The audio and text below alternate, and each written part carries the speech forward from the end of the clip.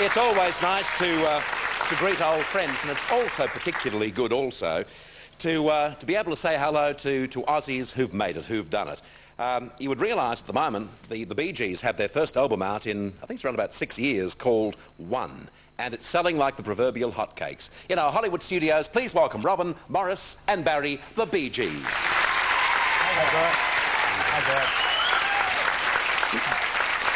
Welcome, guys. It's great to talk to you, and the good news I can give you right from the kickoff is that we looked for a copy of the album cover to show on air today, and yesterday afternoon we gave up after 17 shops. Each one had sold out of the album, which I think is great news for you. Fantastic. That's wonderful. That's lovely. Why have you waited so long to go back on record? Do you want to start? Take this?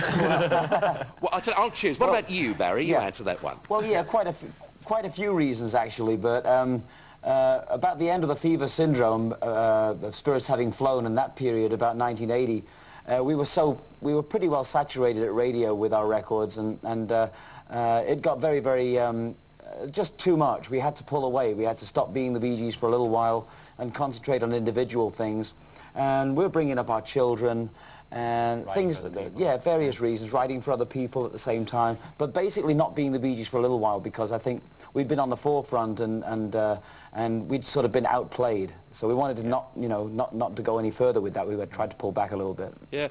I suppose one of the great things about you as a group and also as writers is the fact that you have stayed together. Has that been hard?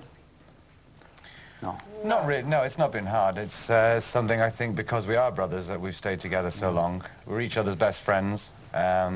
We just do, when we do things together, it's a lot more magical, because it seems to be a lot more power between the three of us than just doing things individually or together, or just two of us. But we think doing things individually is also good for us as a group.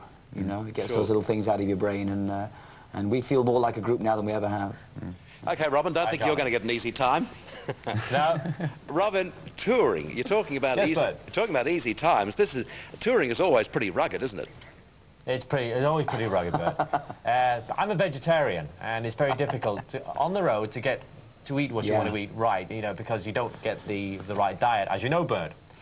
And it can be pretty tough, because all the hotels and restaurants that you go to outside your home don't cater for vegetarians. And I go a step further, I'm macrobiotic. Macrobiotic is the word. And it's very difficult for restaurants and hotels to cater for this. Look at this camera. This.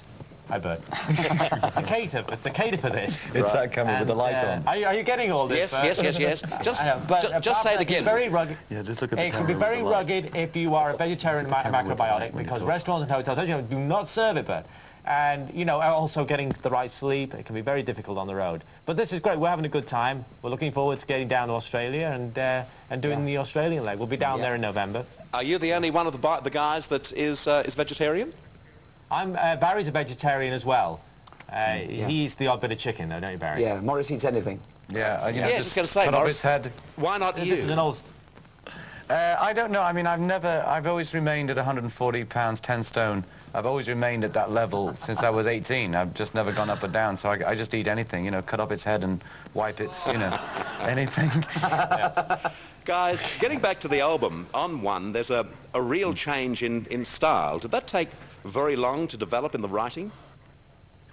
Do you want to answer that one? Not really. It's just an ongoing thing with us. We write all the time because we like to look at what we do as perhaps some sort of gift when we were born, but also it's very much a craft, and you have to keep doing it. And if we stop writing for a little while, we get a little stale and it doesn't work the same way. So we keep writing, and this album is basically an on-flow from ESP, but it's subject to its own changes. It has our changes. We make our changes sort of subconsciously. And if there are differences, it's basically that. It's not a conscious thing. Barry, when you were starting out all those years ago and you came to fame here in Australia through Bandstand and other programs, mainly through the Brian Show, did you ever imagine if you were to make it as big as you did, that there'd be as many pressures as you've discovered? All I know is that when we were children and we were growing up in Australia, there was really nothing else we wanted but to be famous, and we wanted to be famous internationally. And there were pressures even living in Australia from doing what we were doing. There was always people always critics, and always people saying, well, the Bee Gees can't really do it, there was always opposition of some sort, so we've sort of lived with it all our lives. We've always felt that we've always believed in what we do. We've always believed that we could make it, and we've never looked back from that, and we don't look back from it today. So, yeah, there are obstacles, but that's fine. We're ready for them.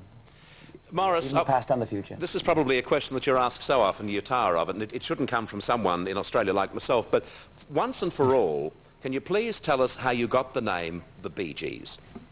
Right, that's easy. No problems, Bert. Yeah. Well, it first starts with...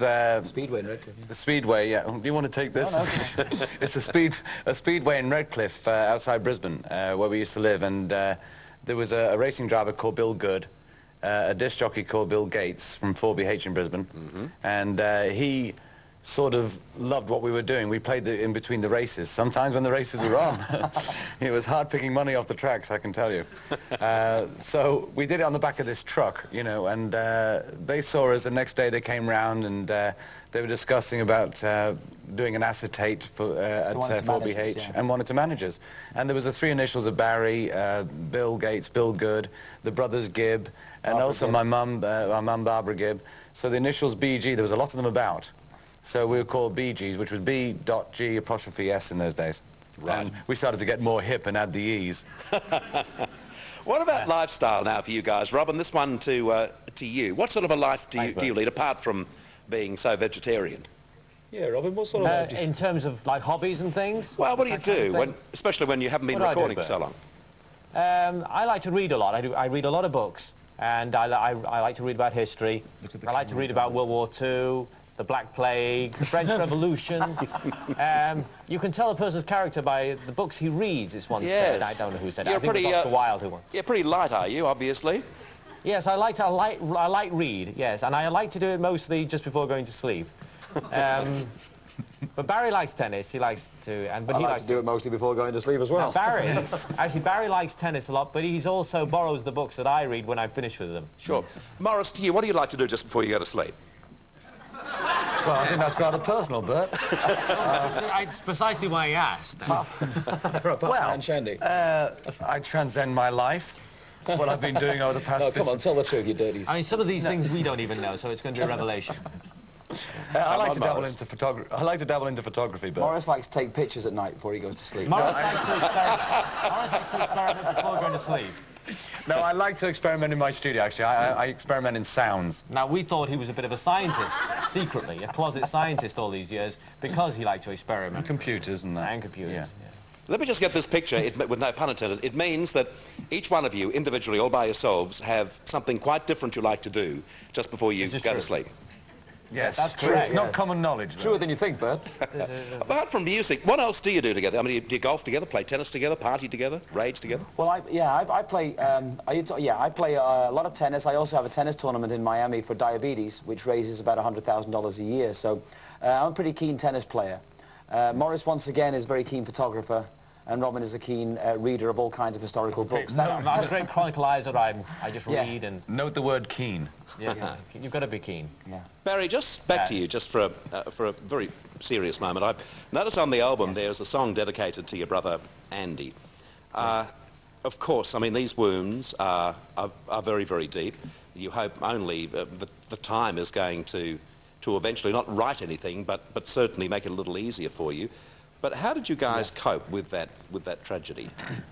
Well, it was a very devastating thing. It devastated the whole family. Nobody really expected anything like that to happen to Andy. So it's been a very spiritual experience for us. It's made us all much more interested in the metaphysical side of life, and it's made us want to perform much more than we would have normally. We want to get up and be counted. We want to play our music live. We want to become a performing group like we used to be. As you know, in Australia we were a performing group even before we ever had a hit record. We want to get back to those kind of roots, and I think losing Andy has brought that out in us, in that we always feel that he was a very gifted person, and a lot of it was wasted for various reasons, and we don't want to waste what we do, and I think that's been a lesson to us. We want to do everything we can do and get better at it. You know, and I think Andy's responsible for that also. Barry, is there any guilt because Andy wasn't one of the Bee Gees and he went? Yeah, we all feel guilt of certain kind, you know, the whole family does. When you lose somebody close to you, I don't know if this has ever happened to you or your viewers, but when you lose somebody close to you, you go through a transformation, you feel very, very guilty and angry. And yes, we all feel guilt. We all feel that there were certain things that we always wanted to say and we didn't say, and there were certain arguments that we never wanted to happen but happened. And I think this happens to a lot of people who lose somebody close. So yes, the guilt is there. Were you at peace with him before he died? Yes, we were. There were 2 very good years when Andy was at home with us, and he was very straight and in sobriety. I think that's the right word. He was very, very clear and straight about what he wanted to do with his life. He learned to fly.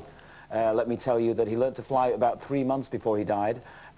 So it shows you that inside the person there was a very, very powerful force. It's not easy to learn to fly. You know, it's nothing that we've ever thought of doing, any of the rest of us as brothers. So you have to at least allow for that fact that it existed in him, and if he'd pointed that kind of force in the right direction, he would have been back at the top of his game, you know. How old was he buried? How old? He was 30 exactly. Yeah. 30, yeah. Well, course, I don't conclude things on a downer, but I just want to say that I do appreciate you talking about that, because I don't think anyone watching you today would not have a thought for Andy. We've got lots of thoughts for you. Because, especially, yeah, thank you. Yep, a lot of especially thoughts. People in Australia who knew Andy very well. Certainly, certainly. Yeah. As I say, we've got a lot of thoughts for you guys too, because it's been too long since you were out there where you belong. Yes. And we look forward to seeing you on tour too. Well, let me say that we feel the same way. We feel very much Australian. We always have done, and we're sincerely looking forward to getting back and seeing all of our friends, and yourself, of course. Oh, and our sister too, who... Our sister Leslie, we'd like to say hello to if we could. Yeah, the Evans family in Parramatta. Oh, no, Windsor in New South Wales. Yeah. We'll charge you for that telegram. Thank you. Thanks, Robin. Thanks, Maurice, and thanks, Barry. The Bee Gees. Nice talking to you. Thank you.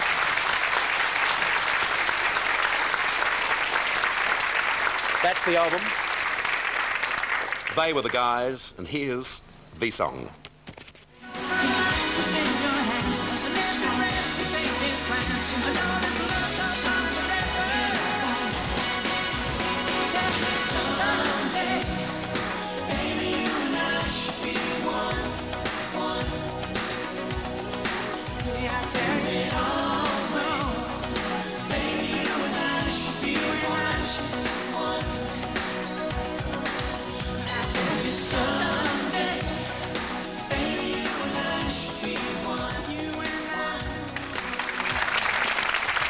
The Bee Gees. And if my friend Bill Gates is watching, former top DJ and now radio executive, you're right, all these years, Bill, you had a lot to do with it. We're back with you after this break, and we have a special drum solo for you on the show. Back with you after this break. It'll kill Joe.